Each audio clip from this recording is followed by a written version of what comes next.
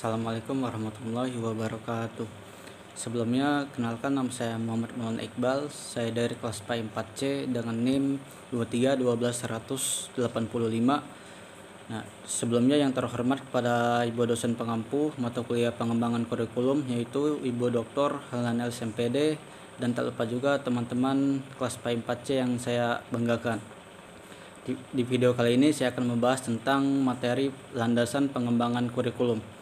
Oke, kita langsung ke materinya. Untuk materi yang pertama yaitu tentang pengertian landasan pengembangan kurikulum. Nah, jadi kata landasan ini artinya adalah dasar, alas, atau tempat yang mendukung. Nah, jadi menurut Siregar dan Nara yang dikutip oleh Rahmat Raharjo, jadi landasan itu dapat diartikan sebagai sebuah fondasi yang di atasnya itu dibangun sebuah bangunan atau ide-ide yang bersifat abstrak sebagai titik mula atau pelaksanaan suatu kegiatan, serta pandangan yang bersifat abstrak yang telah teruji dan digunakan sebagai dasar dalam merancang, melaksanakan, dan menilai suatu konsep. Serta istilah kurikulum itu muncul pada pertama kalinya dalam bidang olahraga. Secara etimologi, kurikulum itu yang berasal dari bahasa Yunani, yaitu kurir yang artinya itu adalah pelari, dan kurer yang artinya itu adalah tempat berpacu. Jadi istilah kurikulum itu pada zaman Romawi kuno mengandung pengertian sebagai suatu jarak yang harus ditempuh oleh pelari dari garis start ke garis finish.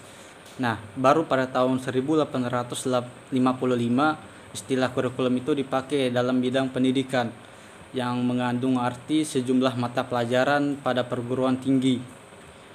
Nah, jadi kurikulum itu adalah seperangkat rencana atau pengaturan mengenai tujuan, isi, dan bahan pelajaran serta cara yang digunakan sebagai pedoman penyelenggaraan kegiatan pembelajaran untuk mencapai tujuan pendidikan tertentu. Jadi, maka landasan pengembangan kurikulum itu dapat diartikan sebagai suatu gagasan, asumsi, atau prinsip yang menjadi sandaran atau titik tolak dalam mengembangkan kurikulum dengan tetap mempertimbangkan landasan filosofi, yuridis, psikologi, ilmu pengetahuan dan teknologi, dan organisator. Nah, adapun tujuan dari pengembangan kurikulum ini adalah tujuan pengembangan kurikulum juga harus memperhatikan dari tujuan institusional atau tujuan lembaga atau satuan pendidikan, tujuan kurikuler atau tujuan bidang studi, dan tujuan instruksional atau tujuan pembelajaran. Nah, semuanya itu perlu dipertimbangkan dalam mengembangkan kurikulum. Di sisi lain itu dapat ditegaskan bahwa tujuan pengembangan kurikulum tidak dapat lepas dari tujuan pendidikan itu sendiri. Sebab kurikulum itu merupakan ujung tombak ideal dari visi, misi, dan tujuan pendidikan dari suatu bangsa. Adapun manfaatnya, yang pertama itu ada meningkatkan kualitas pendidikan.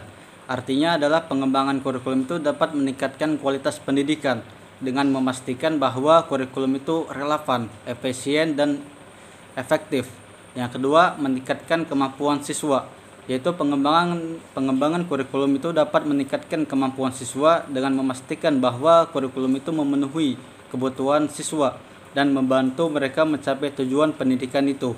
Materi selanjutnya yaitu tentang landasan filosofis atau pengertian dari landasan filosofis dalam pengembangan kurikulum.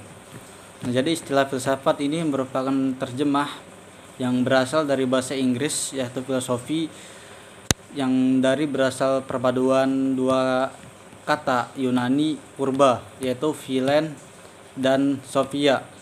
Nah, adapun philen ini artinya itu cinta atau love, dan sophia itu adalah wisdom, yang artinya itu adalah kebijaksanaan.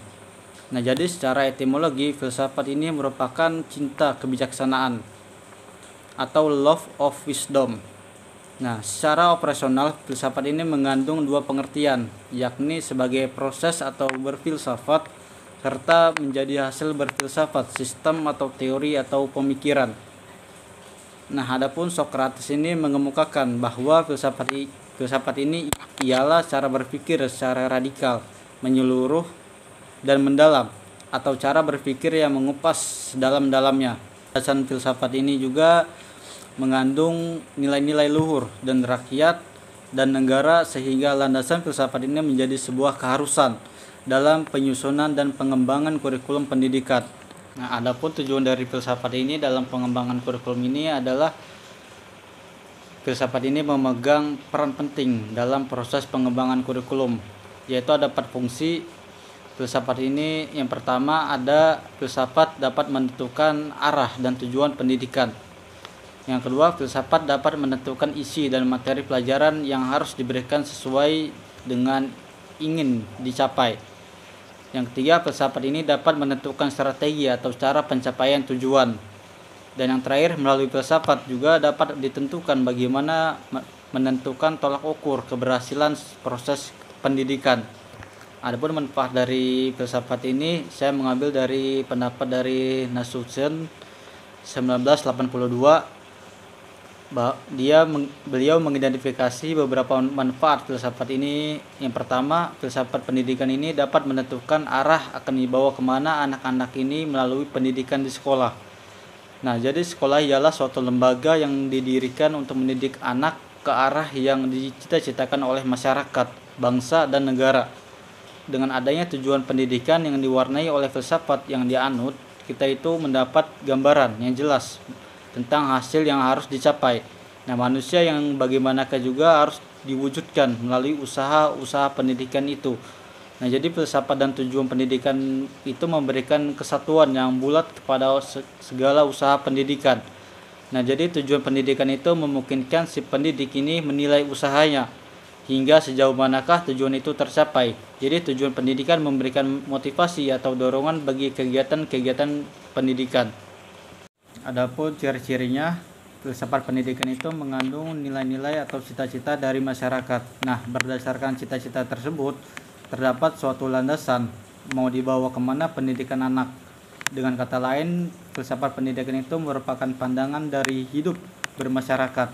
Nah, filsafat pendidikan juga dipengaruhi oleh 2 hal pokok. Yang pertama itu adalah cita-cita dari masyarakat. Kedua itu kebutuhan peserta didik yang hidup di masyarakat.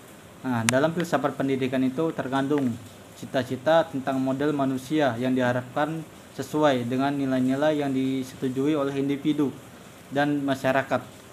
Nah, karena itu filsafat pendidikan itu harus dirumuskan berdasarkan kriteria yang bersifat umum dan objektif. Adapun ruang lingkupnya, berdasarkan luas lingkup yang menjadi objek kajiannya, filsafat dapat dibagi dalam 2 cabang besar. Yang pertama itu filsafat umum atau filsafat murni, yang kedua ada filsafat khusus atau filsafat terapan. Nah, filsafat umum atau filsafat murni ini terbagi menjadi 3. Yang pertama itu ada metafisika, kedua ada epistemologi dan logika, dan yang ketiga ada aksiologi. Nah, sedangkan filsafat terapan atau khusus itu ada filsafat umum, filsafat sejarah, filsafat ilmu, filsafat religi, filsafat moral, filsafat ilmu, dan filsafat pendidikan. Adapun macam-macam dari filsafat pendidikan ini terbagi menjadi 5. Yang pertama itu ada perennialisme, kedua ada esensialisme, ketiga ada eksistensialisme, keempat ada progresivisme, dan yang kelima ada rekonstruktivisme. Yang pertama ada perennialisme, yaitu lebih menekankan pada keabadian, keidealan, kebenaran, dan keindahan daripada warisan budaya dan dampak sosial tertentu. Yang kedua ada esensialisme, yaitu menekankan pentingnya pewarisan budaya dan pemberian pengetahuan dan keterampilan pada peserta didik agar dapat menjadi anggota masyarakat yang berguna. Yang ketiga ada eksistensialisme, yaitu menekankan pada individu sebagai sumber pengetahuan tentang hidup dan makna. Jadi untuk memahami kehidupan seseorang itu mesti memahami dirinya sendiri. Yang keempat ada progresivisme, yaitu menekankan pada pentingnya melayani perbedaan individual, berpusat pada peserta didik, variasi pengalaman belajar dan proses. Kenapa sih filosofis ini menjadi landasan pengembangan kurikulum? Nah, jadi filosofis pada pengembangan kurikulum itu akan menggambarkan kerangka kerja secara mendasar, sehingga akan sangat membantu guru ketika penerapan kurikulum itu berlangsung. Terlebih hal-hal baru yang biasanya itu tidak akan terlepas dari yang namanya kritik. Nah, termasuk diantaranya kurikulum itu adanya muatan filosofis yang sesuai dengan sistem sebuah sekolah pada umumnya, akan sangat memudahkan diterimanya kurikulum baru. Landasan yang kedua yaitu tentang landasan psikologis. Nah, kita udah tahu ya bahwasannya psikologis itu adalah membahas tentang manusia, entah itu dari jasmaninya, rohaninya, sifat-sifat atau sifat-sifat manusia itu sendiri gitu. Nah, jadi psikologis itu adalah ilmu yang mempelajari tingkah laku manusia. Nah, sedangkan kurikulum itu adalah upaya untuk menentukan program pendidikan untuk mengubah perilaku manusia. Nah, oleh karena itu pengembangan kurikulum itu harus berdasarkan psikologi sebagai acuan dalam menentukan apa dan bagaimana perilaku itu dikembangkan, seperti perkembangan fisik, intelektual, sosial, dan moral. Nah, jadi perbedaan psikologis ini dari masing-masing individu dalam kegiatan pembelajaran juga mendasari arah dan isi dalam pengembangan kurikulum. Nah, landasan ini bertujuan untuk menyesuaikan masing-masing perbedaan secara psikologis dari materi dan isi kurikulum yang dikembangkan. Adapun tujuan dari psikologis pendidikan ini, kesan pertama adalah untuk dibangkitkan pendidik untuk memberikan kemauan dan semangat belajar bagi anak-anak. Nah, jadi motivasi itu merupakan aspek psikologi sosial, sebab tanpa motivasi seseorang itu sulit untuk bersosialisasi dalam masyarakat atau tidak ada dorongan untuk melakukan suatu kegiatan. Nah, sehubung dengan itu, pendidik itu punya kewajiban untuk menggali motivasi anak-anak agar muncul sehingga mereka dengan senang hati belajar di sekolah ataupun dimanapun. Adapun manfaat dari psikologis dalam pendidikan ini, yang pertama itu ada mengontrol emosi, yang kedua itu membentuk karakter dan prestasi, dan yang terakhir ada meningkatkan motivasi. Adapun ruang lingkup dari psikologi ini terbagi menjadi 4 bagian. Yang pertama itu ada teori belajar behavioristik, yang kedua ada teori belajar kognitivistik, yang ketiga ada teori belajar konstruktivistik, dan yang keempat ada belajar humanistik. Adapun teori belajar behavioristik ini adalah teori belajar yang merupakan teori yang fokus pada hasil yang dapat dilihat atau diukur. Nah, menurut teori belajar behavioristik ini atau aliran tingkah laku ini, belajar itu diartikan sebagai proses perubahan tingkah laku sebagai akibat dari interaksi antara stimulus dan respons. Nah, teori yang kedua itu ada teori belajar kognitivistik. Nah, pada teori ini lebih menekankan pada proses belajar daripada hasil belajar. Nah, menurut penganut paham teori ini, belajar itu tidak sekedar melibatkan hubungan antara stimulus dan respon. Nah, namun lebih dari itu, belajar adalah melibatkan proses berpikir yang sangat kompleks. Penganut paham ini juga meyakini bahwa ilmu pengetahuan itu dibangun dalam diri seseorang melalui proses interaksi yang berkesinambungan dengan lingkungannya. Nah, jadi proses tersebut itu tidak terjadi secara terpisah, tapi melalui proses yang mengalir. Teori yang ketiga itu ada teori belajar konstruktivistik. Nah, yaitu menganggap belajar itu merupakan suatu proses pembentukan pengetahuan. Nah, teori konstruktivistik ini berpendapat bahwa belajar itu sebagai proses pembentukan atau konstruk pengetahuan oleh yang belajar itu sendiri atau peserta didik. Nah, jadi pengetahuan ada dalam diri seseorang itu yang sedang mengetahui. Pengetahuan tidak dapat dipindahkan begitu saja dari otak seorang guru, dari otak orang atau anak didik. Nah, namun harus murid sendiri itulah yang harus mengertikan apa yang telah diajarkan oleh guru tersebut. Yang terakhir atau teori yang keempat ada teori belajar humanistik. Nah, yaitu berfokus memanusiakan manusia. Nah, jadi penganut paham ini menganggap proses belajar itu harus berhulu atau bermuara pada manusia. Nah, jadi proses belajar ini akan dianggap sukses bila anak didik ini mampu memahami lingkungan dan dirinya sendiri, serta berupaya memanifestasikan dirinya itu dengan lebih baik. Adapun macam-macam psikologi dalam pendidikan itu terbagi menjadi 2. Yang pertama itu ada psikologi perkembangan, yang kedua ada psikologi belajar. Nah, psikologi perkembangan ini adalah ilmu yang mempelajari tentang perilaku individu yang berkenaan dengan perkembangannya. Nah, di dalam psikologi perkembangan dikaji dengan hakikat perkembangan, pentahapan perkembangan, aspek-aspek perkembangan, tugas-tugas perkembangan individu, serta hal-hal lain yang berhubungan perkembangan individu, yang semuanya dapat dijadikan sebagai bahan pertimbangan dan mendasari pengembangan kurikulum. Yang kedua ada psikologi belajar. Nah, yaitu merupakan ilmu yang mempelajari tentang perilaku individu dalam konteks belajar. Nah, jadi psikologi belajar itu mengkaji tentang hakikat belajar dan teori-teori belajar, serta berbagai aspek perilaku individu lainnya dalam belajar, yang semuanya itu dapat dijadikan sebagai bahan pertimbangan sekaligus mendasari pengembangan kurikulum. Kenapa psikologi ini menjadi landasan pengembangan kurikulum? Yaitu untuk menciptakan pengalaman belajar yang efektif dan relevan. Nah, dengan memahami peserta didik, pengembangan kurikulum itu dapat memetakan kondisi individu, sehingga dapat mengidentifikasi keunikan dan kebutuhan masing-masing siswa. Selain itu juga aspek psikologi juga memungkinkan penyesuaian metode pengajaran yang paling efektif untuk setiap kelompok usia dan tingkat perkembangannya. Nah, kurikulum juga harus didasarkan pada prinsip psikologi dapat meningkatkan motivasi siswa karena materi yang diajarkan menjadi lebih relevan dan dengan pengetahuan dan minat mereka. Yang selanjutnya ada landasan sosiologis. Nah, landasan sosiologis itu pengembangan kurikulum merupakan asumsi-asumsi yang berasal dari sosiologis yang dijadikan acuan dalam pengembangan kurikulum.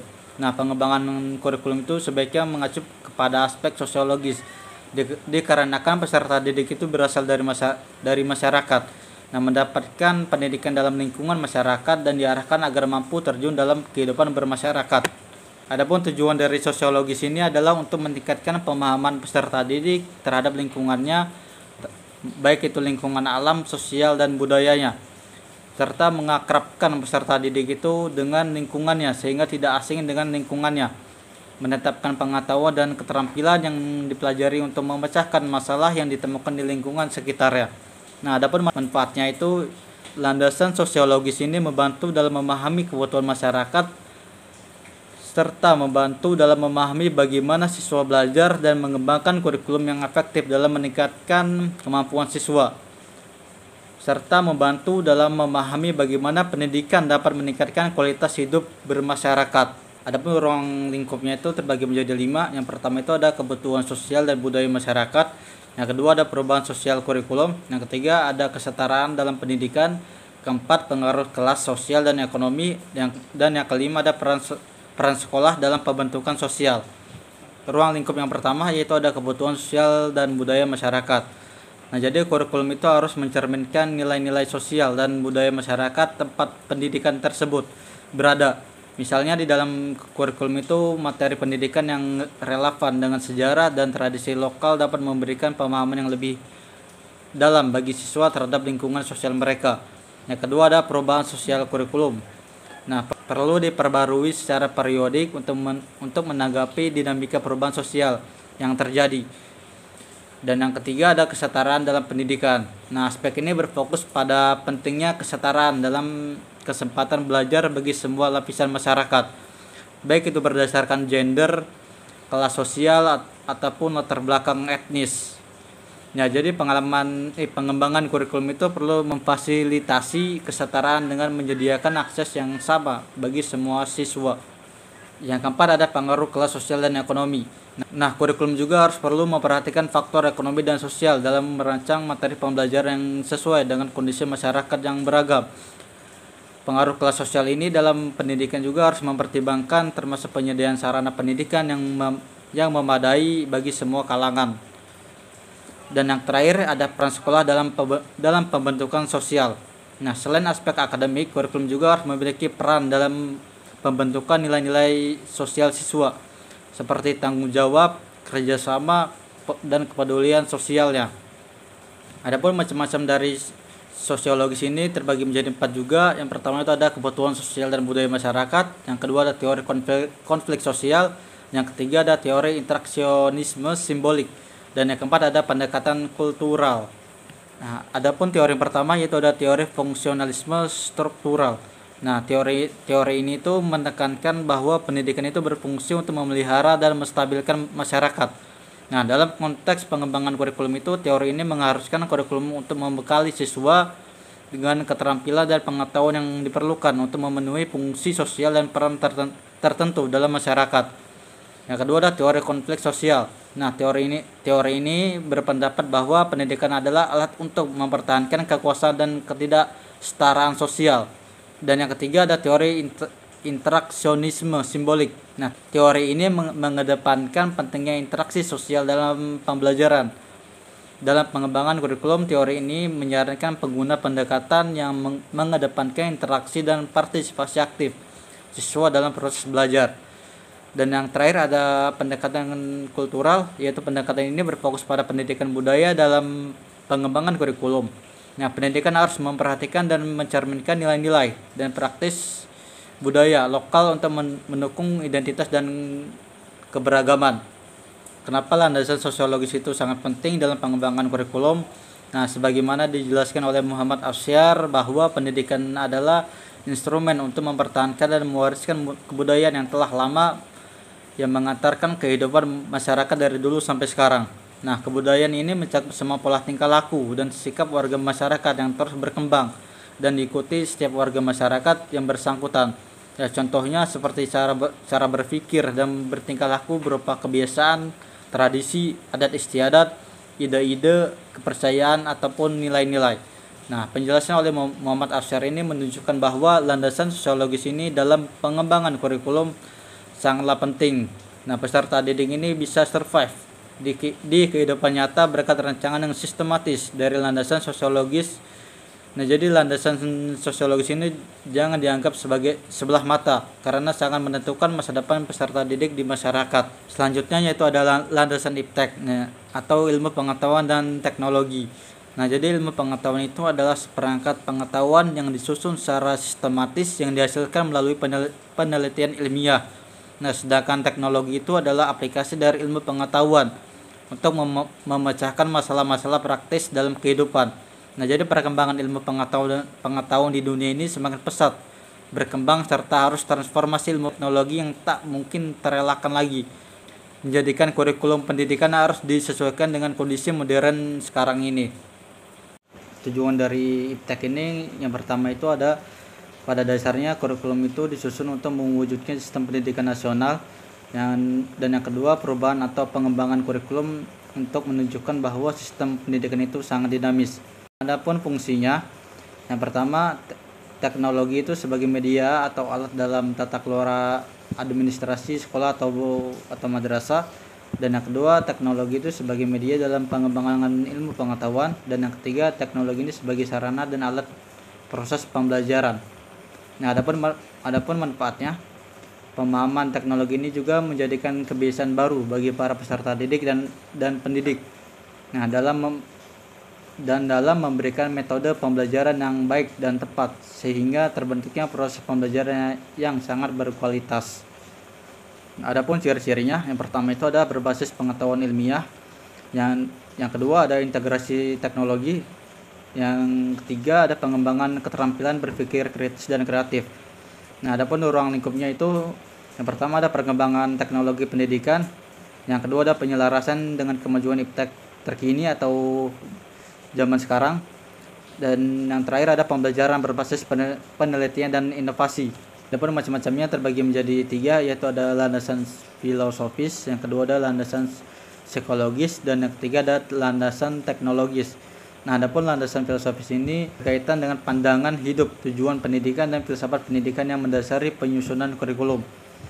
Nah, adapun landasan psikologis ini pengetahuan psikologi, perkembangan kognitif dan motivasi dapat digunakan untuk mengembangkan kurikulum yang sesuai dengan tahap perkembangan peserta didik, baik dari segi kognitif maupun emosional. Dan yang terakhir ada landasan teknologis.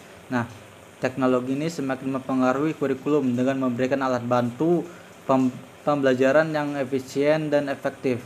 Nah, kurikulum berbasis teknologi informasi dan komunikasi atau TIK menjadi penting untuk mempersiapkan peserta didik untuk menghadapi era digital. Adapun landasan IPTEK ini menjadi landasan penting dalam pengembangan kurikulum ini. Nah, IPTEK juga berperan penting dalam memperkuat dasar-dasar pemahaman ilmiah yang dibutuhkan untuk menghadapi tantangan global.